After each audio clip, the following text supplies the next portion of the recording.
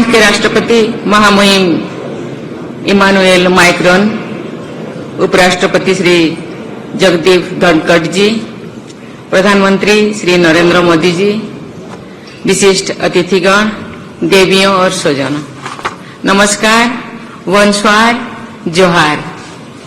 Your Excellency Emmanuel Macron, President of the French Republic, Vice President Shri Jagdeep Dhankar ji, Prime Minister Shri Narendra Modi ji, distinguished guests, ladies and gentlemen, namaskar, bonsoir, johar. एक ही महीनों में एक ऐतिहासिक और यादगार क्षण है। शायद ही कभी ऐसा हुआ होगा कि दो देशों के नेता लगातार एक दूसरे के राष्ट्रीय दिवस परेड और समारोह में मुख्य अतिथि रहे हैं। This is a historic and memorable moment in many ways. Rarely, if at all, does it happen that the leaders of two countries are guests of honor in each other's successive National Day parade and celebrations. हमारी दोस्ती के गहराई और हमारी साझेदारी की मजबूती का 14 जुलाई 2023 और 26 जनवरी 2024 से बेहतर कोई प्रतीक नहीं हो सकता।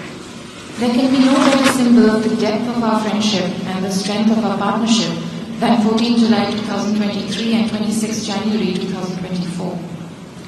भारत आज का 75वां गणतंत्र दिवस है। आज ही के दिन भारत ने स्वतंत्रता प्राप्त करने के केवल 2 वर्ष बाद विश्व का सबसे लंबा लिखित संविधान लागू किया। इससे भारत एक गणतंत्र बना।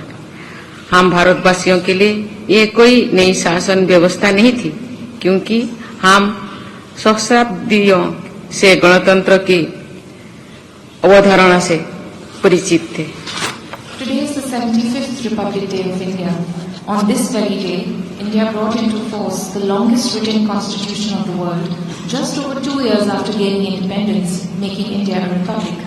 For us Bharatvasis, this was not a new system of governance, as we had known of this concept since millennia ago. इस प्रबुद्ध संविधान ने एक स्वतंत्र राष्ट्र के रूप में हमारी यात्रा को आकार दिया है। इसने दुनिया के सबसे बड़े लोकतंत्र और सबसे विविध समाज को एक साथ जोड़कर रखा है। ये हमारे सामाजिक और आर्थिक प्रगति का मार्गदर्शक रहा है। स्वतंत्रता, समता, बंधुता और न्याय इसकी आधारशिला है। This enlightened constitution has shaped our journey as an independent nation. It has knitted together the world's largest democracy and most diverse society. It has been a guide and beacon of our social and economic progress. Liberty, equality, fraternity, justice are at its very foundation. राष्ट्रपति महोदय, इन मूल्यों का उत्सव मनाने के लिए France के हमारे मित्रों से बेहतर कौन हो सकता है। आज के देश के निवासियों ने, आपके देश के निवासियों ने 200 साल से भी पहले इन्हीं मूल्यों का आह्वान किया। अपने देश को एक गणतंत्र का स्वरूप दिया और विश्व भर में असंख्य लोगों को प्रेरित किया। Your Excellency, who better to celebrate these values with than with our friends from France? The citizens of your country, more than 2 centuries ago, gave the clarion call for these very values, made their nation into a republic, and in doing so, inspired so many around the world. हमें अत्यंत प्रसन्नता हो रही है कि जिन मित्रों ने आजादी के बाद की हमारी यात्रा के सबसे कठिन चुनौतियों में हमारे साथ दिया, वे आज हमारे साथ इस महत्वपूर्ण अवसर पर मौजूद हैं। We are delighted to celebrate this important occasion in the company of friends who have been there with us during the most difficult challenges in our journey since independence. लेकिन हमारे संबंध इससे भी ज्यादा गहरे और पुराने हैं। इतिहास की विभिन्न परिस्थितियों में हमारे लोगों ने अपने विचारों और आदर्शों से एक दूसरे को प्रेरित किया। हमने दर्शन, साहित्य, कला, धर्म ग्रंथ, भाषाओं और यहाँ तक कि रत्न, आभूषणों और सूत्रों कला के माध्यम से एक दूसरे को समृद्ध किया है। But our connections go back longer and deeper than this. Under different circumstances of history, our people inspired each other with our thoughts and ideals. We have enriched each other through philosophy, literature, art, scriptures, languages, and even gems in jewelry and textile art. एक तरफ यदि सोच एलिजे और कर्तव्य पथ मार्च कर रहे हमारे सैनिक हमारी एकजुटता का प्रतीक है, तो दूसरी ओर एफिल टावर पर अंतर्राष्ट्रीय योग दिवस या गेटवे ऑफ इंडिया पर डियर फैशन शो का आयोजन हमारे गहरे संबंधों को दर्शाते हैं। If our troops marching on Champs-Élysées and Kartavya Path are symbols of our solidarity, the International Day of Yoga at Eiffel Tower or a Dior fashion show at Gateway of India equally reflect our deep connections. Paris भारतीय पर्यटकों के लिए एक प्रिय गंतव्य है। ऐसे ही France विदेशों से भारत में पर्यटन आय में शीर्ष योगदानकर्ताओं में से एक है।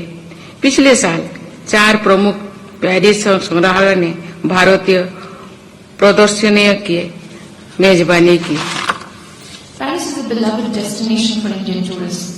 France, in turn, is among the top contributors to tourism earnings in India from abroad. Last year, 4 major Paris museums hosted Indian exhibitions. Khan पान के मामले में भी हम अपनी अपनी विशेषताओं से एक दूसरे को प्रभावित करते हैं। जिस तरह फ्रांस में प्राचीन भारतीय भाषा और वैदिक अध्ययन के दिग्गज विद्वान हैं, उसी तरह भारतीय छात्रों में फ्रांस भाषा बहुत लोकप्रिय है। In matters of food and drink too, we have influenced each other with our specialities. Just as there are impressive scholars of ancient Indian languages and Vedic studies in France, the French language is a popular choice for students in India. Cinema की तरफ देखें तो वहाँ भी भारत और France जुड़े हुए हैं, चाहे वो हमारे प्रख्यात निर्देशकों पर फ्रेंच न्यू वेव का प्रभाव हो या कान के रेड कारपेट पर भारतीय फिल्मों और सितारों की बढ़ती उपस्थिति। If we look towards cinema, we again find ourselves connected, be it the influence of the French New Wave on our most eminent directors, or the increasing presence of Indian films and film stars on the Cannes red carpet. पिछले साल अगस्त में मुझे पुडुचेरी जाने का अवसर मिला। वहाँ मैंने विविध प्राक सांस्कृतिक धाराओं का अनोखा मिश्रण देखा। पुडुचेरी की वास्तुकला, त्योहार और जीवन शैली एक जीवन परंपरा है, जहाँ फ्रांसीसी प्रभाव भी देखने को मिलता है।